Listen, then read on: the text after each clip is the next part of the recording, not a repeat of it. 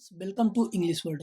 आज हम देखेंगे use of O double F off and in front of. ठीक है बच्चों, यूज ऑफ जो है हम दूर के सेंस में या बच्चों फार फ्रॉम या अलगाव, यानी कि अलगाव के सेंस में बच्चों हम यूज ऑफ का यूज करते हैं। ठीक है बच्चों, कैसे एग्जांपल से देखेंगे। जैसे देखो, there was a forest a little way off the sea coast, यानी समुद्र से थोड़ी दूरी पर क्या है बच्चों, एक जंगल। लिटिल वे ऑफ माने थोड़ी दूरी पर। ठीक है, अगला एग्जांपल देखेंगे।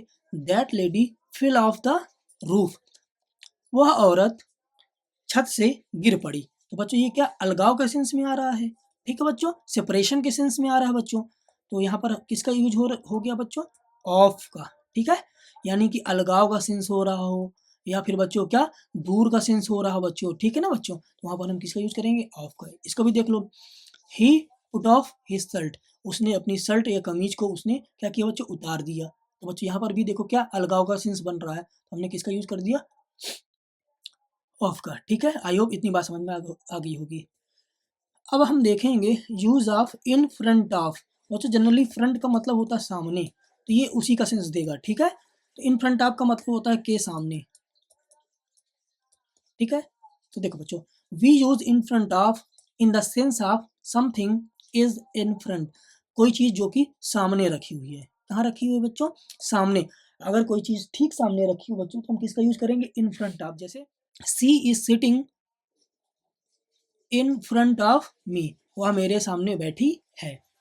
There is a garden in front of my home, मेरे घर के सामने एक बगीचा है। बच्चों एक चीज और जान लीजिए आप, जहां पर आप इन फ्रंट ऑफ का यूज करते हैं उसकी जगह पर बच्चों आप सामान्य तौर से बिफोर भी लिख सकते हैं। बिफोर का मतलब भी बच्चों के सामने होता है। तो बच्चों चाहे आप इन फ्रंट ऑफ लिखो चाहे बिफोर लिखो बच्चों, हाँ दोनों का मतलब एक ही है। ठीक है, इन दोनों का मतलब होता है के सामने। आई होप बच्चों इतनी बातें समझ में आ गई होंगी। अगर वीडियो बच्चों पसंद आ रही हो बच्चों, अगर इस सीरीज में बच्चों आपको मजा आ रहा हो, अगर आपको लग रहा हो कि हमारा फ्री में काम बन गया बच्चों, तो आप चैनल को सब्सक्राइब कर सकते हैं, वीडियो को लाइक कर सकते हैं और शेयर भी कर सकते हैं, ताकि जिन बच्चों को इंग्लिश ना आती हो, जिनको बेसिक ना आता हो बच्चों, तो उनको ये सारी चीज़ें बच्चों वो पढ़ें और अपनी कमियों को बच्चों दूर करें।